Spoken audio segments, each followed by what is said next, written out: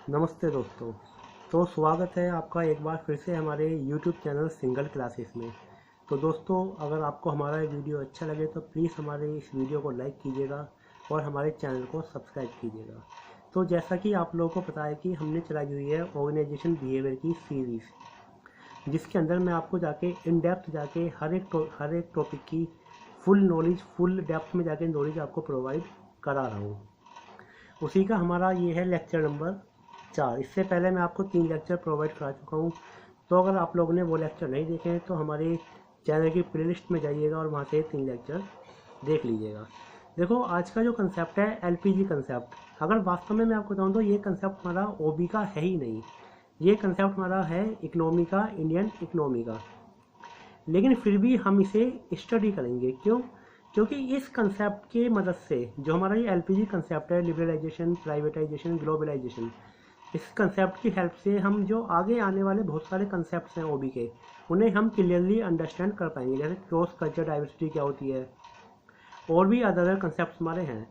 तो इसलिए हम इस कंसेप्ट को आज पढ़ेंगे डीप में। ये कंसेप्ट हमारा वेरी वेरी इंपॉर्टेंट कंसेप्ट, ये ना ही सिर्फ हमारा नेट के या और पॉइंट ऑफ व्यू से, बल्कि जो हमारे इंटरव्यूज़ होते हैं या जो हमारे जनरल पॉइंट ऑफ व्यू होते हैं उसमें भी हमारा कंसेप्ट बहुत इंपॉर्टेंट है।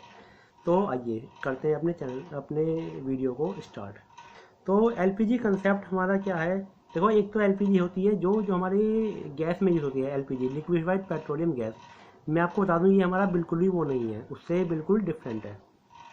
L for liberalization, P for privatization and G for globalization. ये हमारी एलपीजी की full form. Liberalization, privatisation and globalization क्या होता है? देखिए, मैं आपको इसके पीछे की स्टोरी बताता हूँ। देखिए, जब हमारा 1991 में जब हमारे जो प्राइम मिनिस्टर थे पीवी नरसिम्हा राव, उस समय पे हमारा एक कंसेप्ट अप्लाई हुआ था। और जो उस समय पे जो हमारे फाइनेंस मिनिस्टर थे वो थे हमारे डॉक्टर मनमोहन सिंह। आप लोगों को सभी को अच्छे से पता होगा कि जो हमारे डॉक्टर मनमोहन सिंह थे वो बहुत बड़े इकोनॉमिस्ट हैं। उन्हें इकोनॉमिक्स की बहुत अच्छी नॉलेज है और उन्होंने इकोनॉमिक्स के फील्ड में बहुत अच्छा काम किया भी है।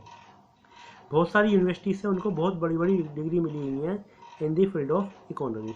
तो जब हमारे उस समय पे बहुत बड़ा इकोनॉमी का क्राइसिस चल रहा था, यानी कि जो हमारी इकोनॉमी थी वो अच्छे स्तर पर वर्क नहीं कर पा रही थी, तो उस समय पे एक बहुत बड़ा स्ट्रक्चरल चेंज हमारी इकोनॉमी के अंदर आया था। उस स्ट्रक्चरल चेंज को ही हम जानते हैं एलपीजी कंसेप्ट के नाम से, जो कि 1991 में हमारे जो उस समय के प्राइम मिनिस्टर थे पीवी नरसिम्हा राव जी, उनके उसमें ये हमारा कंसेप्ट अप्लाई हुआ था। Liberalisation, privatisation and globalisation. आइए, अगर आपको एक बार देखना हो तो मैं दिखा देता हूँ। ये देखिए, इस समय पे हमारा एक कंसेप्ट अप्लाई हुआ था। Economic liberalization in India was initiated in 1991 by prime minister PV Narasimha Rao and his then finance minister doctor Manmohan Singh. यानी कि उस समय पे जो हमारे डॉक्टर मनमोहन सिंह थे वो उस समय के हमारे फाइनेंस मिनिस्टर थे।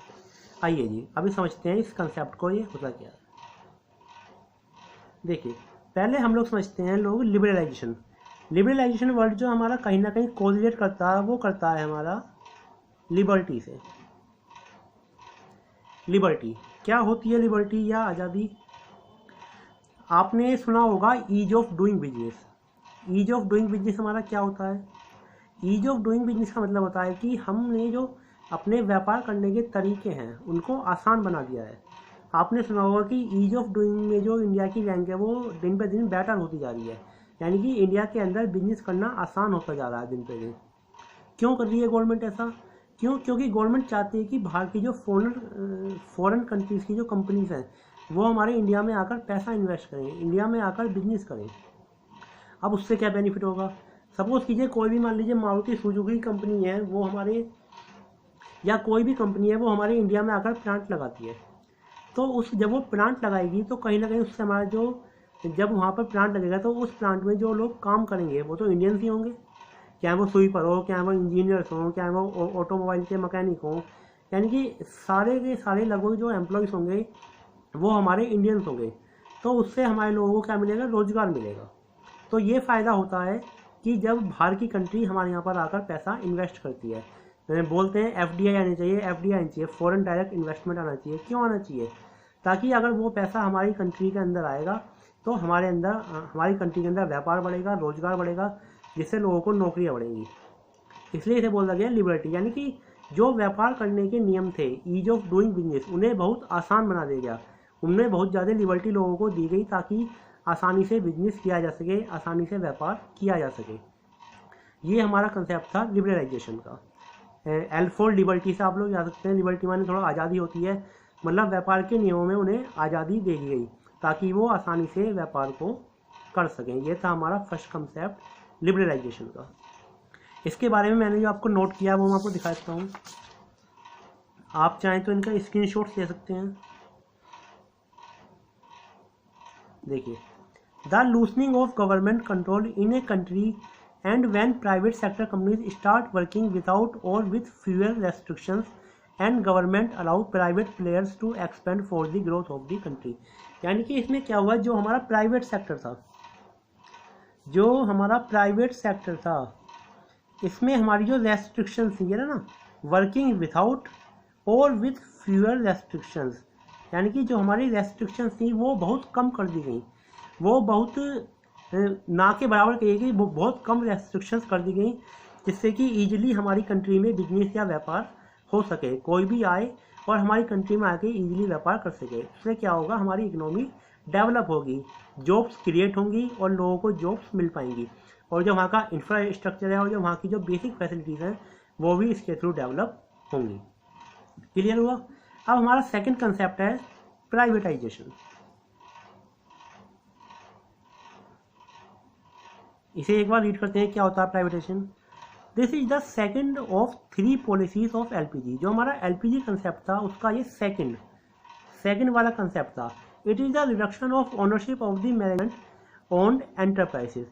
इसमें क्या किया कि रिडक्शन हुआ, काय में रिडक्शन हुआ, जो हमारी गवर्नमेंट की एंटरप्राइजेस थी, यानी कि जो गवर्नमेंट की ओनरशिप थी उसको हमने ट्रांसफ़र कर दिया प्राइवेट में।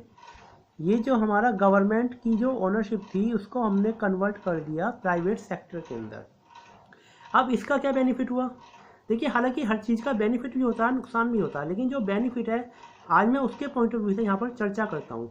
तो गवर्नमेंट को उससे क्या बेनिफिट हुआ, या हमारे उससे देखिए, जिस चीज़ का प्राइवेटाइजेशन हो गया, कहीं ना कहीं उस चीज़ में फैसिलिटीज़ बहुत अच्छी हो जाती हैं। जिस चीज़ का प्राइवेटाइजेशन हो गया उस चीज़ की जो फैसिलिटीज़ हैं वो बहुत बेटर हो जाती हैं। अभी कुछ टाइम पहले की मैं बताता हूँ, एक बहुत बड़े बिजनेसमैन थे, अंबानी जी थे। उन्होंने कुछ टाइम पहले बोला था कि मैं पूरा का पूरा रेल नेटवर्क खरीद लूँगा। उन्होंने पूरा का पूरा रेलवे का नेटवर्क खरीदने के लिए बोला था, बट हमारी गवर्नमेंट ने मना कर दिया उन्हें देने को। क्यों मना कर दिया? क्योंकि वो लोग क्या करते हैं, उसका प्राइवेटाइजेशन होके उसको पूरा डेवलप करते हैं और उससे रेंट बढ़ जाता। जबकि जो गवर्नमेंट का जो एम है रेल का, ट्रेन का, वो ये नहीं है कि वो पैसा कमाए।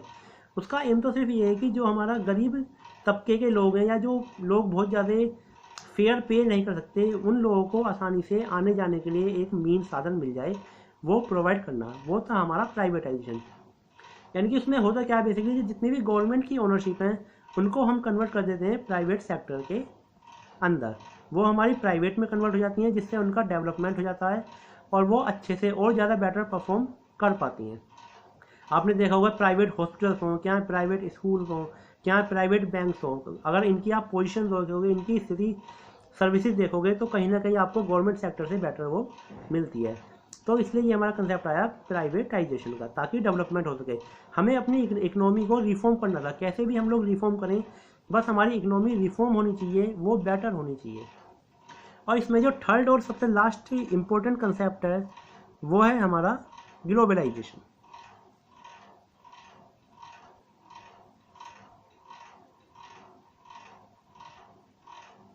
हाँ जी, ग्लोबलाइजेशन क्या होता है, एक बार रीड करते हैं। Globalization is a attempt to create a borderless world where in the need of one country can be drive from across the globe. आपने आज देखा होगा कि आज की डेट में इतनी फैसिलिटीज अवेलेबल हैं कि हम यहाँ पर बैठकर अपना बिजनेस अमेरिका के अंदर कर सकते हैं। फ्लिपकार्ट, अमेजोन, स्नैपडील, दुनिया भर की वेबसाइट है, भाई क्या कर रही हैं ये आप बताइए।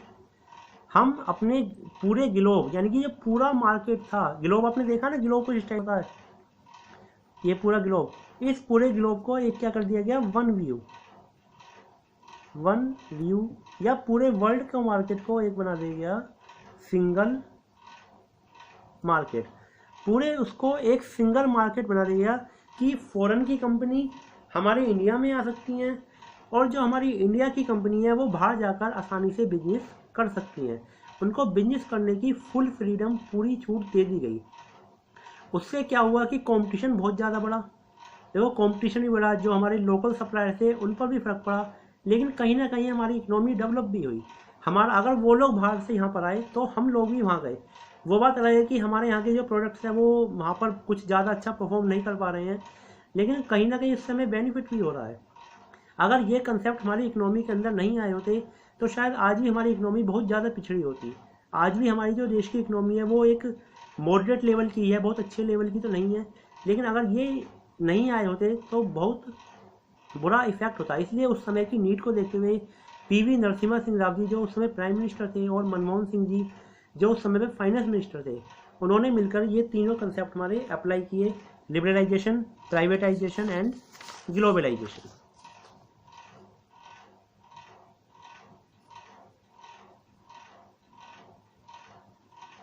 उस समय ये हमारे तीनों कंसेप्ट अप्लाई हुए, LPG concept, liberalization, privatisation and globalisation.